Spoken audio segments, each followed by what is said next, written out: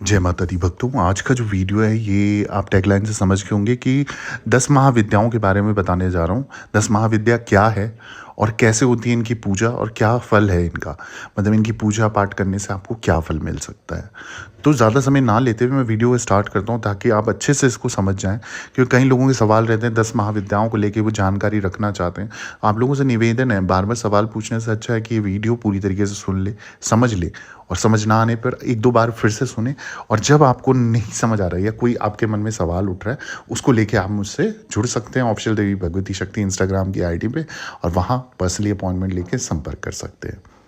सबसे पहले तो मैं बात करूँगा शास्त्रों और ग्रंथों में हमने अक्सर 10 महाविद्याओं के बारे में सुना हुआ है, लेकिन क्या आप लोग जानते हैं कि ये 10 महाविद्याएं कौन हैं, इनकी उत्पत्ति कैसे हुई, इनकी पूजा कैसे करनी है, इनके मंत्र क्या है। 10 महाविद्या के संबंध में पूरी जानकारी आज मैं इस वीडियो के माध्यम से देने जा रहा हूँ। ये भी बताने वाला हूँ कि मान्यता है कि इन 10 महाविद्याओं की साधना करने से मनुष्य अपनी समस्त सभी मनोकामनाओं को पूर्ण कर सकता है। ब्रह्मांड की सभी शक्तियों में सबसे शक्तिशाली विद्या कहलाती है ये 10 महाविद्या। कहते हैं कि इनकी साधना करके मनुष्य अपने कर्मों को सुधार सकता है और समस्त जीवन सुख भोग कर परलोक में भी परम पद को प्राप्त हो सकता है। 10 दिशाओं की जो ये 10 शक्तियां कहलाती हैं, माँ आदि शक्ति देवी पार्वती के 10 रूपों को ही 10 महाविद्या कहा गया है। आप ध्यानपूर्वक सुनिए, 10 दिशाओं की ये 10 शक्तियां कहलाती हैं, जिसमें से माँ आदि शक्ति देवी पार्वती के ही ये 10 रूप हैं जिन्हें 10 महाविद्या कहा गया है। ये विद्याएं इतनी ऊर्जावान हैं और तेजवान हैं कि इन्हें देखकर प्रथम बार स्वयं भगवान शिव भी आश्चर्य में पड़ गए थे। इनके बारे में थोड़ा सा विस्तार से मैं आपको बता रहा हूँ, ध्यानपूर्वक सुनिएगा। बहुत ज़रूरी जानकारियाँ हैं। कई बार हम जाने अनजाने कुछ चीज़ें ऐसे करते हैं बिना जानकारी के, और हमें पूरा ज्ञान भी प्राप्त नहीं होता। तो ये बहुत अच्छी जानकारी रहेगी आपके ज्ञान के लिए, पूर्ण ज्ञान के लिए। सबसे पहले जो बात है वो मैं करूँगा इस 10 दिशाओं की, 10 महाविद्याओं के नाम सबसे पहले मैं आपको बता देता हूँ। सबसे पहला नाम आता है महादेवी काली और देवी तारा, जो कि उत्तर दिशा की शक्ति कहलाती है। फिर आती हैं श्री विद्या, जिन्हें हम षोडशी त्रिपुर सुंदरी भी कहते हैं। ये ईशान कोण दिशा की देवी कहलाती है। ठीक है। अब अगली जो देवी हैं वो हैं भुवनेश्वरी। ये पश्चिम दिशा की महाविद्या कहलाती है। और इसके बाद जो आती हैं वो है त्रिपुर भैरवी, जो कि फिर से दक्षिण दिशा की महाविद्या कहलाती है। माता छिन्नमस्ता, जो अगला नाम है माता छिन्नमस्ता, ये पूर्व दिशा की शक्ति कहलाती हैं। और भगवती धूमावती, जिन्हें आग्नेय दिशा की महाविद्या कहा जाता है। माता बगला यानी कि बगलामुखी माँ दक्षिण दिशा की देवी कहलाती है। और भगवती मातंगी वायव्य दिशा की महाविद्या कहलाती है। उसके बाद आती है आखिर में माता श्री कमला, जिन्हें लक्ष्मी माता का स्वरूप कहा जाता है। तो ये उग्र रूप में जब पूजी जाती हैं 10 महाविद्याओं के नाम से, तो श्री कमला के नाम से पूजी जाती हैं, जिन्हें नैऋत्य दिशा की अधिष्ठात्री देवी कहा जाता है। इस प्रकार माँ के ये 10 स्वरूप यानी कि 10 महाविद्याएं हैं, वेदों और शास्त्रों में कहे गए हैं। कहीं पे इनका जो जिक्र करा गया है वो 24 महाविद्याओं का भी उल्लेख मिलता है, लेकिन मूलतः जो हम मान के चलते हैं वो 10 महाविद्याओं को ही कहा गया है।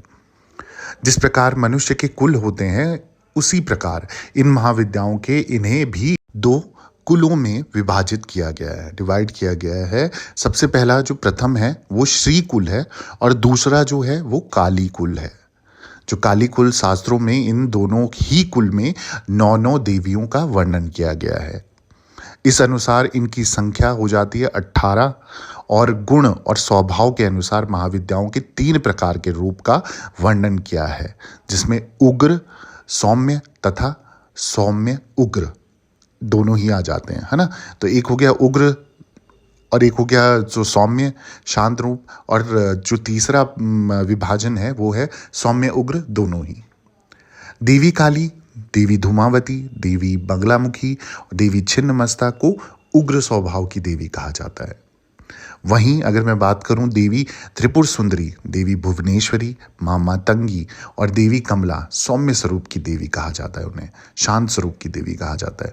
और जो तीसरा है, यानी कि तीसरा विभाजन जो है, उसमें आती हैं देवी तारा और देवी भैरवी को सौम्य उग्र स्वभाव की देवी कहा जाता है। यानी कि देवी तारा और देवी भैरवी सौम्य भी और उग्र भी है। समय समय पर मनुष्य इन 10 महाविद्याओं को साध कर जगत कल्याण के लिए देवी की उपासना करता आया है। इन महाविद्याओं की उपासना से दुष्टों का नाश होकर सर्व सिद्धि प्राप्त होती है। अब बात करते हैं कि 10 महाविद्याओं की उत्पत्ति कैसे हुई।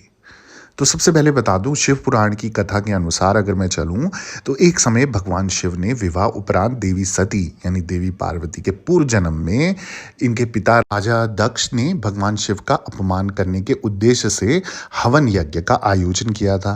ये आपने कई कहानियों में, टीवी सीरियल में भी देखा होगा।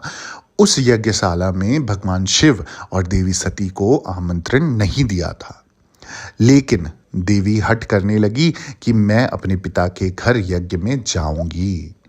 पिता के घर जाने में आमंत्रण की क्या आवश्यकता है, इस पर भगवान शिव ने मना कर दिया, परंतु देवी हट नहीं त्याग रही थी और क्रोधित हो गई और उसी क्रोध स्वरूप माँ का शरीर काला पड़ने लगता है।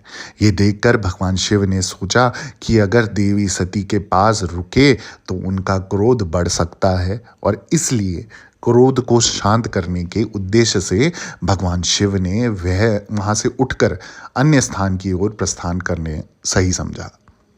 जैसे ही शिव आगे बढ़े, उनके सामने अत्यंत क्रोध स्वरूप में तेजवान देवी काली प्रकट हो गई। उनका मार्ग रोक लिया और फिर शिव पश्चिम दिशा में बढ़े। वहां उनके समक्ष अपनी ही कटे सर को हाथ में लेकर और कटी गर्दन से खून की धाराएं बह रही हैं, ऐसा रुद्र रूप धारण कर मोक्ष प्रदान करने वाली देवी छिन्न मस्तिका प्रकट होती है।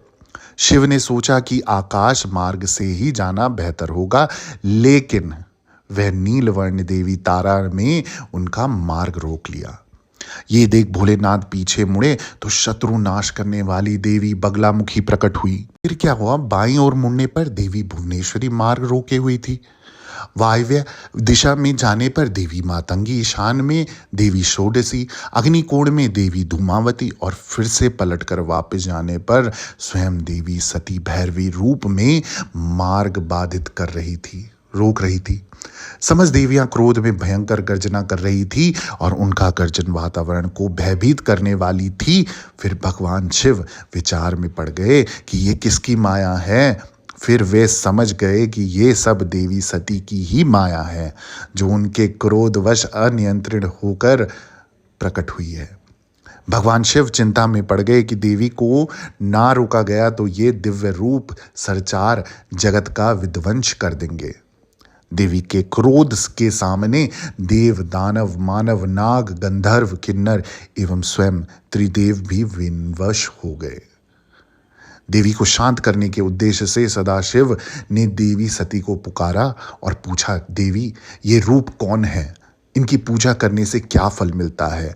आप शांत हो जाएं, मुझसे इन रूपों का विवरण कहें। शिव से ऐसे वचन सुनकर समस्त 10 महाविद्याएं देवी पार्वती में समाकर एक हो गई और देवी ने शिव से कहा कि ये सभी मेरे ही रूप हैं। इन स्वरूपों की विधिवत पूजा अर्चना करने से मनुष्य को धर्म, अर्थ, काम तथा मोक्ष की प्राप्ति हो जाती है। फिर भगवान शिव ने उन्हें राजा दक्ष के यज्ञ में कुछ शिवगणों के साथ भेज दिया, जिस पर वहां उनका बहुत अपमान हुआ। अंत में देवी सती ने हवन कुंड में जलकर आत्मदाह कर लिया। इसकी सूचना भगवान शिव को मिलते ही क्रोध में आकर वीरभद्र को आदेश किया कि दक्ष के यज्ञ का विध्वंस कर दक्ष का वध कर दे। भगवान शिव के आदेश अनुसार श्री भद्र ने संपूर्ण यज्ञ का विध्वंस कर दिया और अंत में दक्ष का अंत कर दिया। अब मैं जानकारी दे देता हूँ कि 10 महाविद्याओं के स्वरूप के बारे में, मंत्र के बारे में और पूजा के लाभ के बारे में। सबसे पहली बात करूंगा महाविद्या काली की। प्रथम महाविद्या और माता का जागृत स्वरूप है काली। माता ने दानवों के वध हेतु ये रूप धरा था। ये रूप अत्यंत भयावह मुंडमाल धारण किए हुए है। माँ के हाथों में खड़ग और खपर हैं। चंड मुंड व रक्त बीज का वध करने वाली मां चामुंडा का ये रूप भक्तों को निर्भय बनाता है। मां के क्रोध को शांत करने के लिए स्वयं शिव को इनके चरणों के आगे लेटना पड़ा था। गुजरात का पावागढ़ मंदिर मां का जागृत शक्तिपीठ कहलाता है। साथ ही कोलकाता में दक्षिणेश्वरी काली और मध्य प्रदेश में उज्जैनी में गढ़ कालिका का शक्तिपीठों को विशेष मान्यता दी गई है मां काली के स्वरूप में। अब अगली जो विद्या है वो है तारा महाविद्या। नीलवर्ण माता तारा बाघ की खाल पहने हुए और इनकी जीभ बाहर निकली हुई है। माँ का ये स्वरूप भी दुष्टों के संहार के लिए प्रकट हुआ था, इसलिए इन्हें भी माँ काली के समान ही माना गया है। पश्चिम बंगाल के वीरभूमि जिले में जहाँ माता सती के नेत्र गिरे थे, वहीं नयनतारा तारापीठ है। बौद्ध धर्म में भी माता तारा की पूजा होती है। माता तारा को भगवान शिव की माता की उपाधि भी प्राप्त है। पौराणिक कथाओं के अनुसार समुद्र मंथन के समय जब समुद्र से हलाहल विष की जो निकला था, तब भगवान शिव ने विषपान किया था और विष के प्रभाव से सदाशिव को मूर्छा का आभास होने लगा। तब मां पार्वती ने तारा रूप धरकर उन्हें स्तनपान करवाया, जिससे शिवजी पर विष का प्रभाव कम हुआ। अगला जो स्वरूप आता है, जब हम 10 महाविद्याओं की बात करते हैं तो अगला स्वरूप है त्रिपुर सुंदरी का। तीसरी महाविद्या देवी त्रिपुर सुंदरी को माता षोडशी भी कहते हैं। 4 भुजा वाली यानी कि चतुर्भुज स्वरूप मां भी सदाशिव के समान पंचमुखी है। 16 कलाओं से संपन्न होने के कारण देवी को षोडशी कहा जाता है और त्रिपुरा में जहां मां के वस्त्र गिरे थे, वहीं पर मां का शक्तिपीठ स्थित है। जगत के विस्तार कार्य इन्हीं में सम्मिलित होने के कारण ही इन्हें परा भी कहा गया है। माता का ये स्वरूप सौम्य है और स्वरूप अत्यंत सुंदर और सुखकारी व मन को लुभाने वाला तथा इस रूप के दर्शन से भक्त के मन का भय समाप्त होकर मन की शांति होती है। तो कितना प्यारा रूप होगा माँ का। अगला जो रूप है 10 महाविद्याओं में वो है भुवनेश्वरी। अखंड ब्रह्मांड की देवी पृथ्वी देवी है। माँ भुवनेश्वरी इनके नाम से ही सार्थक है। समस्त भुवन की ईश्वर भुवनेश्वरी महाविद्या भुवनेश्वरी ब्रह्मांड के निर्माण और संचालन के उद्देश्य से हुआ था। सौम्य रूप धरी माँ भुवनेश्वरी शताक्षी तथा शाकुंभरी देवी के नाम से भी प्रसिद्ध है। पुत्र प्राप्ति के लिए माँ की पूजा आराधना विशेष फलदायी है व सिद्धियाँ देना माँ भुवनेश्वरी का विशेष गुण है। तो अगर आपको सिद्धियों का आशीर्वाद चाहिए ना, आपकी साधना सफल हो, तो माँ भुवनेश्वरी का आशीर्वाद, माँ भुवनेश्वरी का हाथ अपने सर पे जरूर रखवाएं। अगली जो महाविद्या है वो है भैरवी। त्रिनेत्रधारी माँ भैरवी के कई रूप हैं। इन्हें त्रिपुरा भैरवी, चैतन्य भैरवी, सिद्ध भैरवी, भुवनेश्वर भैरवी, संपदा प्रद भैरवी, कामेश्वरी भैरवी, कामेश्वरी भैरवी, नित्य भैरवी, रौद्र भैरवी तथा षटकुटा भैरवी इन नामों से जाना जाता है। भैरवी का प्रमुख रूप उग्र है, जो स्वरनाश करने में सक्षम है और ये रूप इतना शक्तिशाली है कि इनकी भयानक गर्जना से ही शत्रु मृत्यु को प्राप्त हो जाता है। दुर्गा सप्तशती में माँ भैरवी को देवी चंडिका भी कहा गया है। इनकी साधना बुरी आत्माओं और शारीरिक कमजोरियों को दूर करने के लिए की जाती है। अगली जो विद्या आती है वो है छिन्नमस्ता माँ की।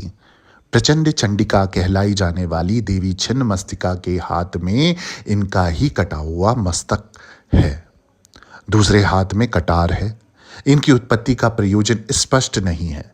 कई पुराणों में इनकी उत्पत्ति को लेकर अलग अलग उल्लेख मिलते हैं और इससे यह स्पष्ट है कि देवी के इस रूप की उत्पत्ति किसी अति विशेष प्रयोजन से हुई थी। इनकी साधना विधि भी तांत्रिकों, योग साधक और सब कुछ त्याग कर भक्ति में समर्पित कुछ ही महाअनुभवों तक सीमित है। इनका स्वभाव जो है अत्यंत क्रूर है। इनकी उपासना व साधना आम जन के लिए खतरनाक साबित हो सकती है। देवी की ऊर्जा सहन ना कर पाने व इनके रूप की कल्पना मात्र से जातक भयभीत हो जाता है। झारखंड की राजधानी रांची में इनका मंदिर भी स्थित है। अब मैं बात करता हूँ 10 महाविद्याओं में माँ धूमावती की। ये नकारात्मक गुणों का अवतार है, लेकिन वर्ष के एक विशेष समय विशेष प्रयोजन से इनके इस स्वरूप की पूजना की जाती है। माँ धूमावती विधवा रूप में है। पुराणों में इनकी एक कथा है जिसके अनुसार एक बार माता पार्वती को अत्यंत तीव्र भूख लगी थी और वे भगवान शंकर के पास जाकर भोजन की मांग करती है, लेकिन शिव समाधि में लीन थे। माँ पार्वती के बार बार निवेदन के बाद भी शंकर जी का ध्यान नहीं टूटा। तब भूख से व्याकुल देवी पार्वती ने श्वास खींचकर शिवजी को ही निगल लिया। भगवान शिव के कंठ में विष होने के कारण मां के शरीर से धुआं निकलने लगा। उनका शरीर श्रृंगार विहीन और विकृत हो जाता है और मां पार्वती की भूख शांत हो जाती है। तत्पश्चात भगवान शिव माया के द्वारा मां पार्वती के शरीर से बाहर आते हैं और पार्वती के धूम से व्यापत स्वरूप को देखकर कहते हैं, अब से आप इस वेश में भी पूजे जाएंगे। इसी कारण मां पार्वती का नाम देवी धूमावती पड़ा और मां के इस स्वरूप को सुतरा भी कहा जाता है, अर्थात सुखपूर्वक तारने वाली, और ये उग्र रूप है। अगली जो 10 महाविद्याओं में विद्यार्थियों आती है मां बगलामुखी की। देवी बगलामुखी जो है वो पीताम्बरा भी कहा जाता है इनको, और इनके वस्त्र पीले हैं। इनके मुख पर स्वर्ण समान तेज, मां का श्रृंगार भी स्वर्ण आभूषणों व पित्त पुष्पों से मां को पीला रंग प्रिय है। तंत्र की देवी कहलाने वाली में बगलामुखी का स्वभाव उग्र बताया गया है, इसलिए इनकी साधना बिना गुरु के निर्देश की नहीं करनी चाहिए। शत्रुनाश के लिए स्वयं भगवान श्री कृष्ण के कहने पर अर्जुन ने माता बगलामुखी की ही आराधना की थी, जिसके फलस्वरूप उन्हें युद्ध में विजय श्री का आशीर्वाद मिला था। माता की उत्पत्ति की कथा कुछ ऐसी है कि एक बार सौराष्ट्र में भयंकर तूफान से तबाही मची हुई थी। तब तूफान को शांत करने के लिए जो देवताओं ने श्री हरि की विष्णु से प्रार्थना, श्री हरि जो हैं उनसे प्रार्थना की थी कि, और देवताओं की प्रार्थना पर श्री विष्णु ने देवी को प्रसन्न करने हेतु तप किया, जिससे मां ने अपने बगलामुखी रूप को प्रकट किया और स्तंभन शक्ति से तूफान को शांत कर दिया। इसलिए इनको स्तंभन शक्ति की देवी भी कहा जाता है, जिन्हें हम बगलामुखी के रूप में जानते हैं। अगली जो विद्या आती है वो है महाविद्याओं में मातंगी माई की। वैदिक सरस्वती का तांत्रिक स्वरूप कहा जाता है इन्हें। महाविद्या मातंगी, इनकी उपासना से जातक को वाणी, ज्ञान, विज्ञान, सम्मोहन, वशीकरण एवं मोहिनी विद्या की प्राप्ति होती है। एक बार जब भगवान शिव व माता पार्वती विष्णु व लक्ष्मी का दिया हुआ भोजन कर रहे थे, तब उनके हाथ से भोजन के कुछ अंश नीचे गिर गए। उसी जूठन में से मां मातंगी का प्राकट्य हुआ। इसी कारण माता रानी के इस रूप को हमेशा जूठन का भोग लगाया जाता है, जूठे का भोग लगाया जाता है। मां का ये स्वरूप इंद्रजाल विद्या व जादुई शक्तियों में पारंगत है। साथ ही सिद्धि, संगीत तथा अन्य ललित कलाओं में निपुण है। नाना प्रकार के तंत्र विद्याओं से संपन्न ये देवी का ये स्वरूप है। शास्त्रों में शिव को मतंग कहा गया है और उनकी आदि शक्ति है देवी मातंगी। ठीक है, अब अगली जो विद्या आती है, आखिरी विद्या आती है 10 महाविद्याओं में, जिनका हम जिक्र कर रहे हैं लक्ष्मी स्वरूप में, कमला। महाविद्या कमला धन संपदा प्रदान करने वाली देवी लक्ष्मी का तांत्रिक रूप है ये। मां कमला के इस रूप को सर्वलोक माहेश्वरी भी कहा जाता है। समुद्र मंथन से उत्पन्न हुई देवी कमला समस्त प्रकार की धन संपदा, वैभव और समृद्धि प्रदान करने वाली देवी है। पवित्रता, निर्मलता और स्वच्छता इन्हें अति प्रिय है। अंधकार रहित स्थानों पर ही मां कमला निवास करती है। तो ये समझ जानकारी थी आपकी 10 महाविद्याओं को लेकर, और अगर आपको इसके आगे और कोई 10 महाविद्याओं को लेकर सिद्धि साधना के बारे में जानना है या और कोई जानकारी लेनी है, या आपके जीवन में कोई संकट बाधा है, आप अपॉइंटमेंट लेके मुझसे संपर्क करें, आपका निवारण किया जाएगा।